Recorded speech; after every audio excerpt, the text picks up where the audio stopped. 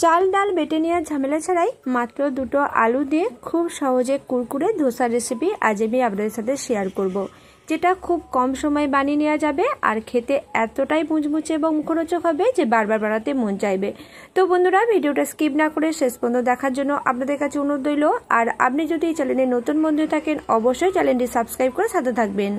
তো ধোসা বানানোর জন্য প্রথমেই নিয়ে নিয়েছি দুটো মিডিয়াম সাইজের আলু।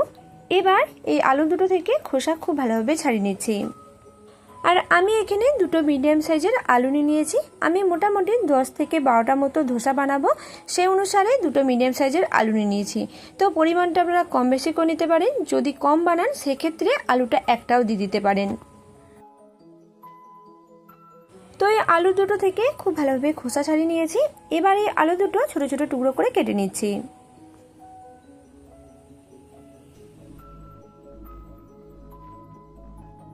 তো আলু দুটো ছোট ছোট টুকরো করে কেটে নিয়েছি। এবার এই টুকরো করা আলুগুলো একটা পাত্রের মধ্যে ঢেলে নিচ্ছি, আর এর মধ্যে বেশ কিছুটা পরিমাণে জল দিয়ে খুব ভালোভাবে আলুগুলো ধুয়ে নিচ্ছি। কেটে নেওয়া আলু ধুয়ে নিয়েছি। এবার একটা মিক্সার জারের মধ্যে এই আলুর টুকরোগুলো নিয়ে নিচ্ছি।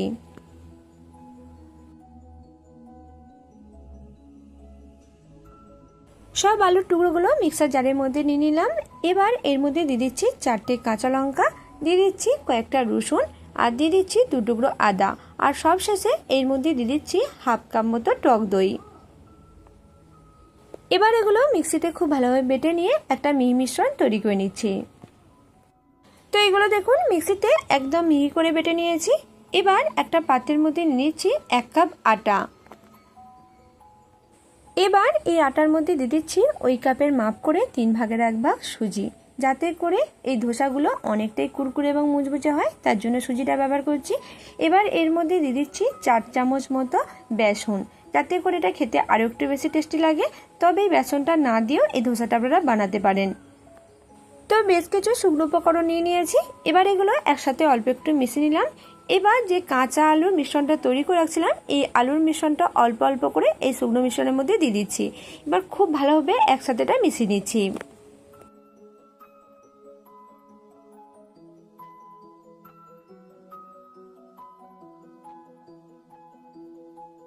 কাঁচা আলুর মিশ্রণটা এর মধ্যে সব দিয়ে মিশিয়ে নিয়েছি।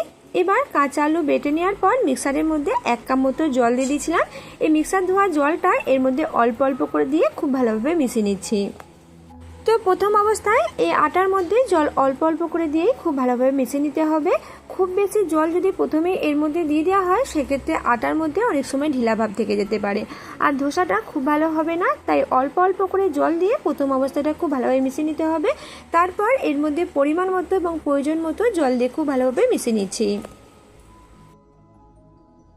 তো এই মিশ্রণটার মধ্যে কাঁচা আলুর মিশ্রণ দেওয়ার পরও আরও 2 কাপ মতো জল দিয়ে দিয়েছি, আর জল দিয়ে খুব ভালোভাবে মিশ্রণটার সাথে মিশিয়ে নিয়েছি। এবার এই মিশ্রণটা একটা ঢাকনা দিয়ে মোটামুটি 5 মিনিট মতো রেখে দেব। আর 5 মিনিট মতো রাখার কারণে দেখবেন এর মধ্যে যেহেতু সুজি দেওয়া রয়েছে, সুজিটা অনেকটাই ফুলে যাবে। তো মিশ্রণটা ঢাকা থাক। এই সময় ধোসার সাথে খাওয়া যাবে এমন একটা চটপটা চাটনি তৈরি করে নেব। তো তার জন্য কড়াইয়ের মধ্যে 1 চামচ মতো সরিষার তেল দিয়ে দিলাম। এবার এর মধ্যে দিয়ে দিচ্ছি 2টো শুকনো লঙ্কা, আর দিয়ে দিচ্ছি বেশ কিছুটা পরিমাণে কাঁচা বাদাম। এবার এগুলো হালকা একটু নাড়াচাড়া করে ভেজে নিচ্ছি।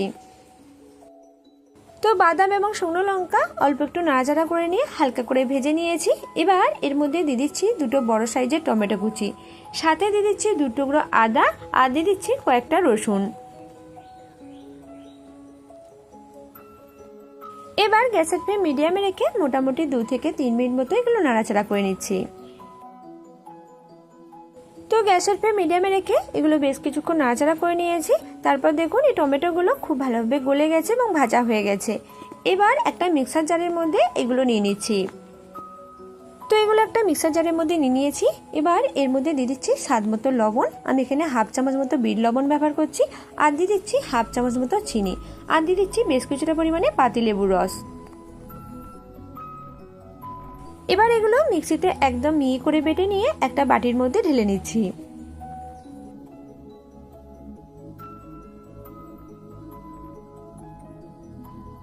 এবার একটা তড়কা প্যানের মধ্যে দিয়ে দিচ্ছি 1.5 চামচ মতো সাদা তেল। তেলটা খুব ভালোভাবে গরম হয়ে এলে এর মধ্যে দিয়ে দিচ্ছি একটা শুকনো লঙ্কা, আর দিয়ে দিচ্ছি অল্প পরিমাণে গোটা জিরে। দিয়ে দিচ্ছি অল্প পরিমাণে গোটা রাই শসা, আর দিয়ে দিচ্ছি বেশ কিছুটা পরিমাণে কারি পাতা কুচি। এবার এগুলো একদম হালকা আছে অল্প একটু নাড়াচাড়া করে ভেজে নিচ্ছি। তারপর তৈরি করে রাখা বাদাম চাটনির মধ্যে এটা ঢেলে নিচ্ছি। তো দেখুন খুব সহজেই এই বাদাম চাটনিটা তৈরি করে নিলাম, আর এই ধোসার সাথে এই বাদাম চাটনিটা খেতে দারুণ লাগবে। তো চাইলে বাড়িতে একবার এই বাদাম চাটনিটা বানিয়ে দেখতে পারেন। এবার যে মিশ্রণটা ঢাকা দিয়ে রেখেছিলাম, এই মিশ্রণটা দেখুন আগের তুলনায় অনেকটাই ঘন হয়ে গেছে, যেহেতু এর মধ্যে সুজি দেওয়া রয়েছে। তো এই মিশ্রণের মধ্যে আরও বেশ কিছুটা পরিমাণে জল দিয়ে দিচ্ছি, আর মিশ্রণের সাথে খুব ভালোভাবে মিশিয়ে নিচ্ছি। তো এই মিশ্রণের মধ্যে জল দেওয়ার পর এই মিশ্রণটা মোটামুটি 1 মিনিট মতো খুব ভালোভাবে ফাটিয়ে নিচ্ছি বা মিশিয়ে নিচ্ছি। এতে করে মিশ্রণটা দেখবেন আগের তুলনায় অনেকটাই পাতলা হয়ে যাবে এবং অনেকটাই স্মুথ হবে। তো এই মিশ্রণটা বেশ কিছুক্ষণ খুব ভালোভাবে ফাটিয়ে নিয়েছি। তারপর দেখুন এই ব্যাটারটা আগের তুলনায় অনেকটাই পাতলা হয়ে গেছে। এবার এর মধ্যে দিয়ে দিচ্ছি 1/2 চামচ মতো লবণ, আর দিয়ে দিচ্ছি অল্প পরিমাণে খাবার সোডা। আমি এখানে 1 চামচের 4 ভাগের 1 ভাগ খাবার সোডা ব্যবহার করছি। তো আপনারা চাইলে খাবার সোডার পরিবর্তে এর মধ্যে ইনো দিয়েও এই ধোসাগুলো বানাতে পারেন। তো খাবার সোডা দিয়ে খুব ভালোভাবে এর মধ্যে মিশিয়ে নিচ্ছি। খাবার সোডা দিয়ে খুব ভালোভাবে মিশ্রণের সাথে মিশিয়ে নিলাম। এবার এই মিশ্রণটা দেখাচ্ছি, দেখুন মিশ্রণের ঘনত্বটা কীরকম হয়েছে। মিডিয়ামের থেকে অনেকটাই পাতলা রয়েছে মিশ্রণটা, আর এই মিশ্রণটা এভাবেই তৈরি করে নিতে হবে। তো ধোসা বানানোর জন্য মিশ্রণটা তৈরি। এবার এই মিশ্রণটা এক সাইডে রেখে দিচ্ছি। এবার এই ধোসাগুলো বানানোর জন্য একটা তাওয়ার মধ্যে অল্প পরিমাণে তেল দিয়ে তাওয়ার চারপাশটা খুব ভালোভাবে ব্রাশ করে নিচ্ছি। তাওয়ার চারপাশে অল্প পরিমাণে তেল দিয়ে খুব ভালোভাবে লাগিয়ে নিলাম। এবার এই তাওয়াটা খুব ভালোভাবে গরম করে নিচ্ছি। তাওয়া খুব ভালোভাবে গরম হয়ে যাওয়ার পর গ্যাসের ফ্লেম লোতে করে দিয়ে একটা টিস্যু পেপার দিয়ে উপর থেকে হালকা করে তেলটা মুছে নিচ্ছি।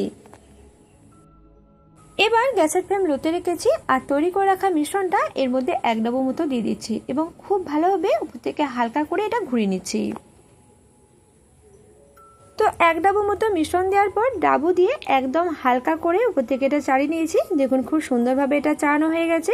এবার গ্যাসের ফ্লেম লোতে রেখে বেশ কিছুক্ষণ এটা এভাবেই রেখে দিচ্ছি। তো বেশ কিছুক্ষণ এটা এভাবেই রেখে দিয়েছিলাম। তারপর দেখুন ওপরটা অনেকটাই শুকনো হয়ে গেছে। এবার এর উপরে 1 চামচ মতো তেল খুব ভালোভাবে চারপাশটা ছড়িয়ে দিচ্ছি।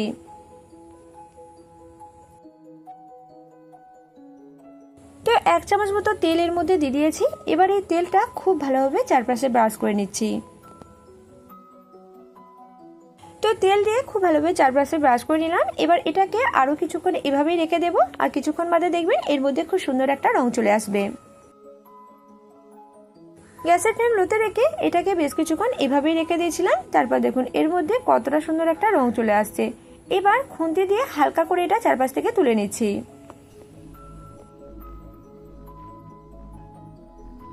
তো দেখুন এই ধোসাটা তোলার জন্য খুব বেশি ঘষাঘষির কোনো প্রয়োজন নেই। খুন্তির ডগা দিয়ে হালকা করে ঘষে দিলে এই ধোসাটা খুব ভালোভাবে উঠে গেল। আর এই ধোসাটা দেখুন দেখতে কতটা সুন্দর লাগছে। তো দেখুন খুব সহজভাবে কাঁচা আলু দিয়ে কোনো রকম চাল ডাল ছাড়াই একটা ধোসা তৈরি করে নিয়েছি, আর একইভাবে বাদবাকি ধোসাগুলো তৈরি করে নিচ্ছি। আর পরের বাকি ধোসাগুলো তৈরি করার জন্য এই তাওয়াটা যেহেতু অনেকটাই গরম হয়ে থাকে, তার জন্য টিস্যু পেপার দিয়ে তেলটা মোছার পর এর মধ্যে অল্প পরিমাণে তেল দিয়ে দিলাম। তারপর হালকা করে একইভাবে এটা ঘুরিয়ে দিচ্ছি। আর দেখুন কতটা সুন্দরভাবে এটা তৈরি হয়ে গেছে, আর কতটা জালিদার হয়েছে, দেখতে কতটা সুন্দর লাগছে। এবার এটা অল্প একটু উপর থেকে শুকনো হয়ে এলে এর মধ্যে আবারও অল্প পরিমাণে তেল ছড়িয়ে দিলাম। এবার এটা খুব ভালোভাবে ভেজে নেব।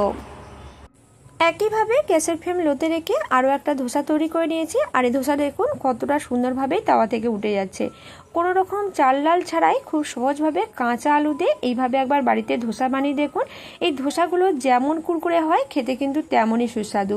তো এই রেসিপিটি আপনাদের কেমন লাগলো অবশ্যই কমেন্ট করে জানাতে ভুলবেন না। আজকের মতো ভিডিওটা এখানেই শেষ করছি। আপনারা অনেক অনেক সুস্থ থাকবেন এবং ভালো থাকবেন।